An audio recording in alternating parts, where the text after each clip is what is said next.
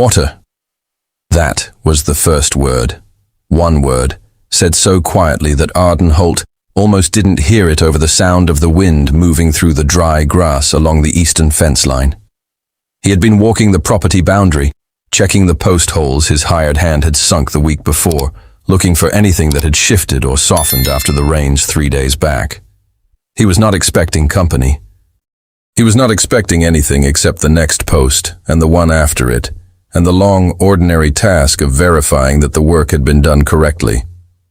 And then he heard it, and he stopped, and he turned, and he found a child sitting behind a flat-topped boulder with his knees drawn to his chest and his dark eyes watching Arden with an expression of complete and unhurried assessment. The boy was perhaps 9 years old, possibly 10. He was Apache, dressed in practical traveling clothes, layered and earth-colored, built for movement through rough terrain. His face was composed. His posture was deliberate. He had the particular stillness of someone who had been watching for a long time before being seen and was now simply waiting for the other person to arrive at the same understanding he'd already reached. Water, the boy said again, not urgent, not pleading. The way you identify a thing that exists and needs attending to. Arden had a canteen on his saddle. He brought it over, crouched to the boy's level without any performance of it, and held it out. The boy took it in both hands, drank 3 measured swallows, and stopped. He handed it back. Arden noted it carefully, the way you note details that carry meaning beyond their surface.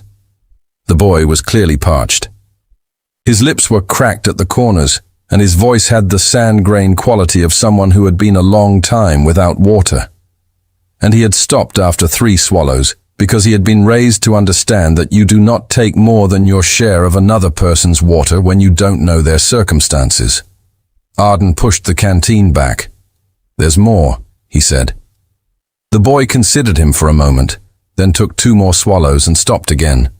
That was how it began. No ceremony. No decision that felt like a decision. A boy behind a boulder and a rancher with a canteen and the afternoon wind moving through the grass between them. If you're new here and this kind of story is what you came for, subscribe. There's one waiting for you every week. Arden Holt had been working this land for 14 years by that point, which was long enough to know most of what moved through the eastern part of the territory, and long enough to know how the light behaved on the ridge in different seasons, and long enough to have developed the kind of patience that this country either built in you or drove out of you, depending on what you brought to it when you arrived. He had come young and without much plan beyond building something that was genuinely his, and the valley had required enough from him in return that the exchange felt fair. He ran cattle on 320 acres that stretched from the creek at the north edge to the rock line at the south, with a main house he'd added to in stages over the years, a barn that needed a new section of roof, and a hired man named Dex Farlow, who appeared every morning at first light and disappeared every evening at dusk, and in between, did the work of 2 men without complaint and without conversation beyond what the work required. It was a good operation. Not a prosperous one, not yet, but steady and honest and worth the effort. He looked at the boy. The boy looked at him. The wind moved between them with its own indifferent agenda. "You speak English?" Arden asked. The boy held up 2 fingers about an inch apart. "A little," Arden said. The boy tilted his head slightly, which Arden took as confirmation. "You know where your people are?" The boy turned and looked south and slightly east. Then he looked back at Arden. Something in his expression said that he had a general answer to that question but not a specific one, and that he understood the difference between the two. Arden straightened up. He looked at the sun, which was 4 hours past noon and moving toward the ridge at a pace that would reach the horizon in another 3. He looked at the boy. The boy looked back at him with the patience of someone who had already decided to trust the man in front of him, and was now waiting to see whether that trust was going to prove to have been a reasonable decision. "Can you walk?" Arden asked. The boy stood up. He was steady on his feet, but moved with the careful deliberateness of someone working through stiffness in his joints. The kind that came from sitting still for hours in cold wind while waiting for something to change. He was taller than Arden had initially estimated, and thinner. He had been out here a while. "Come on then," Arden said, and turned his horse back toward the ranch house. Taza, that was the boy's name, delivered in a single syllable when Arden asked it that evening at the kitchen table, where a bowl of beef broth with bread softened in it was disappearing in steady, careful spoonfuls. Taza had been following a trail. Not a trail in the walking path sense, but a trail the way an animal trail works. Something had moved, and he had moved after it. In this case, it had been a red-tailed hawk that had landed close enough to observe from the ground, and then moved, and then landed again, and Taza had been following it through the brush in the way that children follow things that interest them, which is to say without counting the distance or monitoring the direction, entirely absorbed in the present moment of watching, and not yet arrived at the future moment of looking up and finding nothing familiar in any direction. He had been moving since before sunrise. He had covered, by Arden's rough estimate based on the direction the boy kept looking, and the time Arden calculated he'd been on his feet, somewhere between 8 and 12 miles of difficult terrain, dry creek beds, broken rock faces, 2 sets of low ridges. For a boy of 9 or 10, that was a substantial distance. It meant he had been moving steadily and without real panic, which told Arden something about how he had been raised. They communicated in pieces that evening. Arden had some words, not many, not enough for conversation in any real sense, but enough for the transactional necessities of the situation. Water, food, sleep, tomorrow, south, east. The boy had his handful of English words, deployed with precision in the places where they were most needed.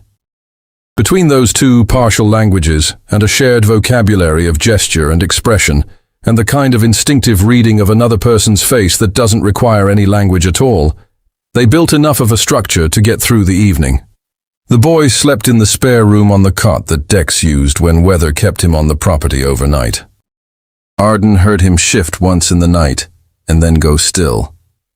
And by the time the gray light came into the eastern windows, Taza was already awake, sitting at the kitchen table with his hands folded, and his face turned toward the window that faced south, watching the light build in that direction, with an expression that was attentive and quiet and unmistakably pointed in the direction of home. That same morning, roughly 14 miles south and slightly east of Arden Holt's kitchen window, a woman named Nahlin was already moving. She had understood that Taza was gone before the light was fully up. Not because anyone had come to tell her. Her brother had come to tell her. His face careful in the way men's faces get careful when they are trying to deliver bad news to someone they love, without triggering the full force of that person's reaction. But because she had already felt it. Not in any mystical sense. In the practical sense of a mother who knows the sound of her child's breathing through a wall, who registers the quality of silence in a camp with the same unconscious accuracy that a rancher registers the temperature at dawn through the walls of a house. The silence that morning had been wrong before anyone had spoken a word. Nahlin was 32 years old.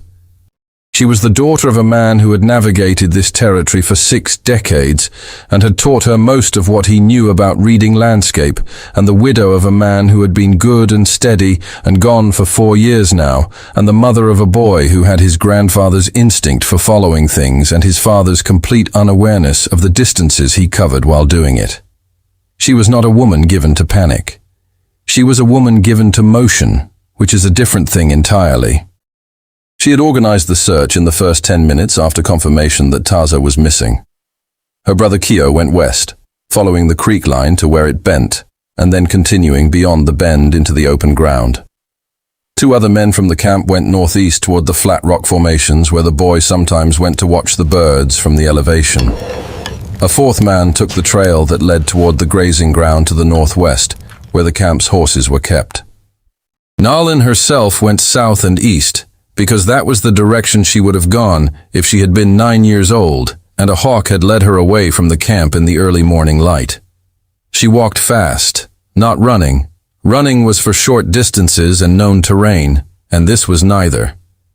She walked with the efficient, ground-covering stride of someone who had been crossing this landscape her entire life, reading it as she went, noting the compressed grass where something had moved, the disturbed rock face where something small had climbed and slipped. the pattern of footprints in the dry soil near the first dry creek bed where the ground stayed soft longer than the surrounding area.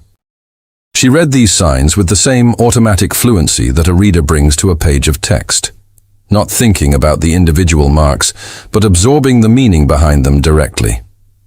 By midday, she had covered 6 miles and confirmed the general direction of his travel. By mid-afternoon, she was 10 miles out, and the track had gone cold.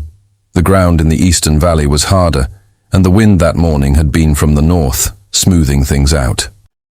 She stood on the flat top of a low rise and looked north and northeast, which was the direction the trail seemed to have been bending in its last readable stretch, and she understood that the distance was too great to close before dark, and that she needed to make a decision about whether to camp where she was or go back and resume in the morning. She camped. She made no fire. She sat in the darkness facing north, and she did not sleep, not truly. Though she rested enough that by the time the sky began to lighten in the east, she was alert and already on her feet and moving again. Back at the ranch, Arden was making the same calculation in the opposite direction. He had ridden the eastern fence line that morning while Taza sat the saddle behind him. The boy had asked without words to come along, gesturing at the horse, and then at Arden, and then at the open ground, and Arden had put him up without discussion, and had looked at the horizon to the south and east, and thought about what he knew about the geography in that direction, and what he didn't know, and what it would cost him to spend 2 days away from the property in terms of the work that would go undone. He had a section of pasture fence down in the west field that needed to come up before his cattle wandered into the drainage gully. He had a hay delivery coming from the Brennan outfit on Thursday that someone needed to be present to receive. He had any number of ordinary pressing things that did not care whether he was there to attend to them, or whether he was crossing broken country with a boy who couldn't tell him exactly where he needed to go. He told Dex that the fence and the hay were now his problems, described where the spare cash was kept for the hay payment, and saddled his horse for the longer journey before the morning was 2 hours old. They rode south. The boy sat in front of him on the saddle. It was the more practical arrangement for the terrain, which required Arden to have his hands free for the reins through several stretches of broken ground, and pointed at intervals, not dramatically.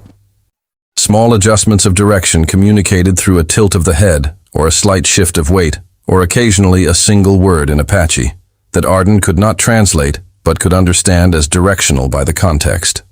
South and a little east, then east, along a dry creek bed for a mile, before turning south again, where the creek bent. The terrain was harder than it looked from the ridge.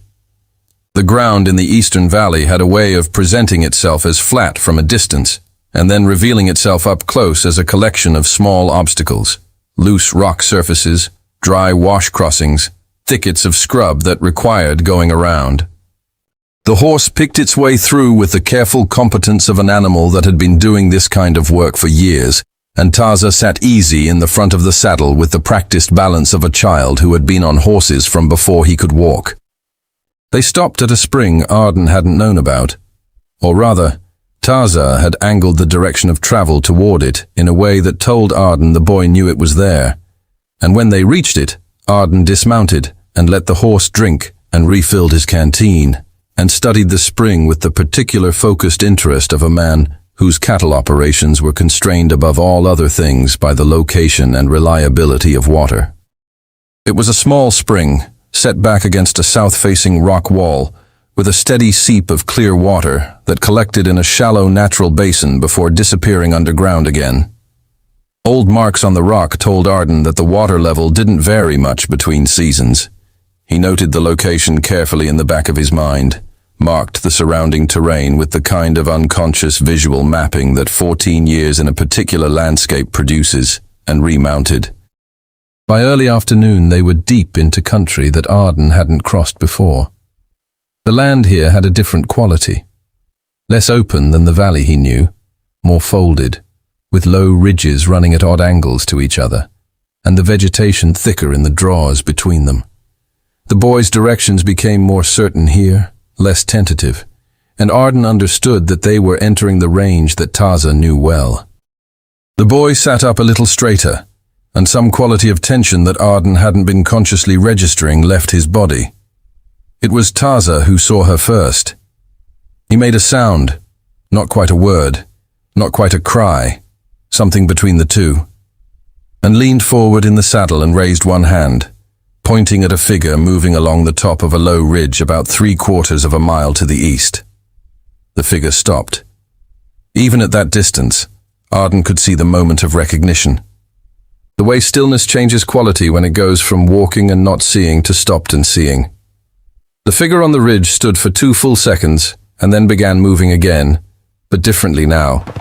No longer the efficient ground-eating stride of a search, but something faster and more direct, angling down the ridge face toward the flat ground between them.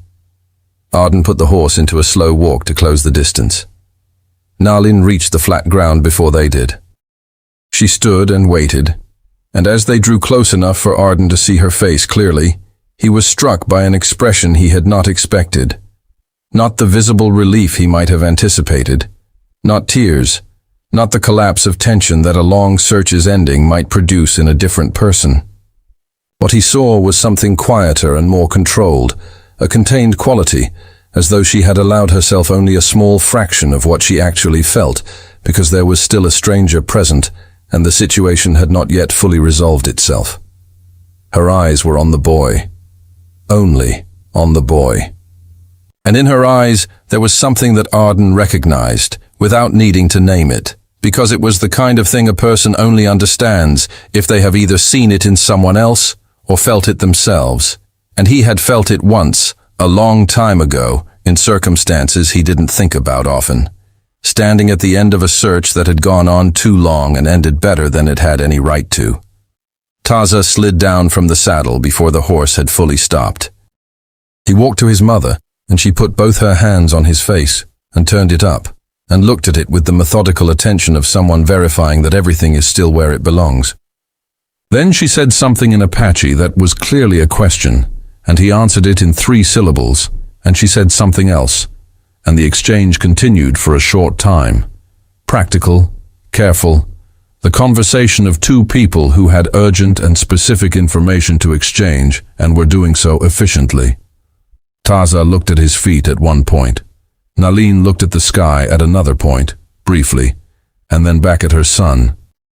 There was something in the exchange that had the texture of an accounting. Here is what happened. Here is where I went. Here is what I should or should not have done. Arden stayed in the saddle and kept his distance. He understood instinctively that this part of the situation was not his to be in the middle of. After a time, Nalin looked up at him. She spoke. He didn't understand the words, but he nodded because the meaning was clear enough. Her expression carried something that went beyond what words in any language were strictly necessary for. "He's all right," Arden said. "Found him yesterday on my fence line. He was thirsty, but otherwise fine." He was aware that she might or might not have enough English to follow this, and he said it anyway, because it seemed like the thing to say, and because silence felt like the wrong choice in this particular moment. She looked at him for a moment with the direct and assessing quality that he had seen in the boy's face the day before. That same calm inventory, that same unhurried taking of measure. Then she spoke again, in Apache, a longer sentence this time, and the boy Taza translated without being asked. His English was halting but sufficient.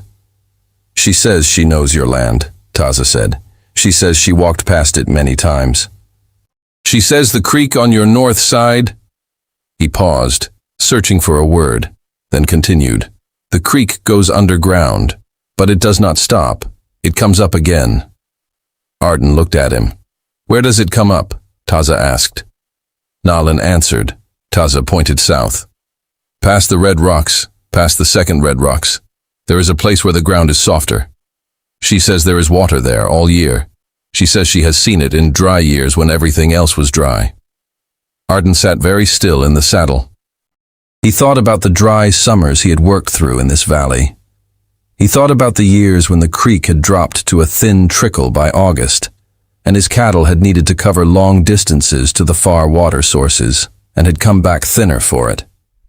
He thought about the south end of his property, the section he'd always considered the least useful. Rocky, difficult to fence, too far from the main water to be convenient. He thought about what a reliable second water source in that location would mean for the operation. What it would change. How it would change it. He looked at Nalin. She was watching him with an expression that was quiet and steady and contained absolutely no emphasis. She was not underscoring what she had offered, not waiting for him to be visibly moved by it. She had said what she knew. That was the thing, and the thing was complete. "Thank you," Arden said. The words felt small for the situation, which was perhaps why he said them twice, and then said nothing else, because adding to them would have made them smaller rather than larger. Nahlin nodded once. Then she looked at her son and said something short and final, and Taza walked to the horse and put his hand briefly on the animal's neck, just for a moment, the way you touch something that carried you when you needed carrying, and then stepped back and stood beside his mother. Arden turned the horse north. He did not look back. Not because he was indifferent to the moment, but because he had the strong instinct that the moment was theirs more than his, and that leaving cleanly was the right form of respect for it.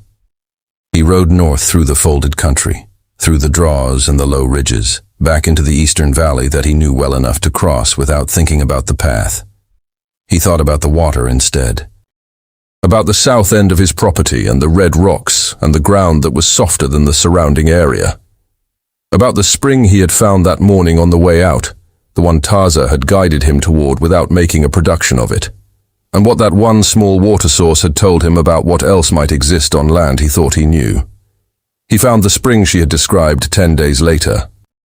He found it on a warm morning in the second week after the journey, on a day when he had no particular reason to be in that section of the property, except that he had been thinking about it ever since, and had finally decided that thinking about it was no longer sufficient. The ground was softer there, significantly softer. He dug a test hole with the short spade he carried on his saddle, not expecting much, and found water at 18 inches, clear, cold, steady. He sat back on his heels and looked at the hole for a long time. It was not a dramatic moment, as moments go. No one was watching. The wind came off the red rocks at the south edge of the property and moved through the dry grass, and the horse stood behind him at the end of its lead rope cropping at the sparse growth near the rock face.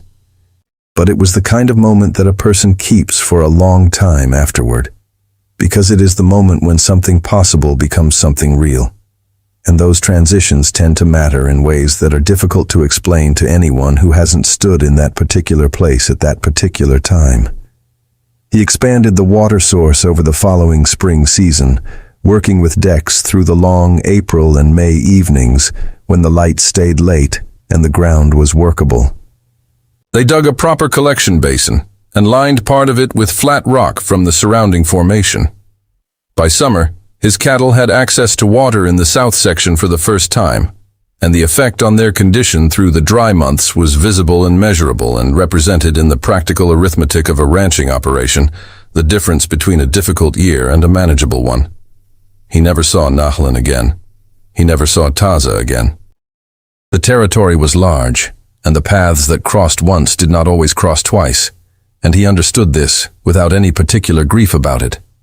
It was simply the way things worked in a place where distances were real, and time was not an unlimited resource for any of the people moving through it.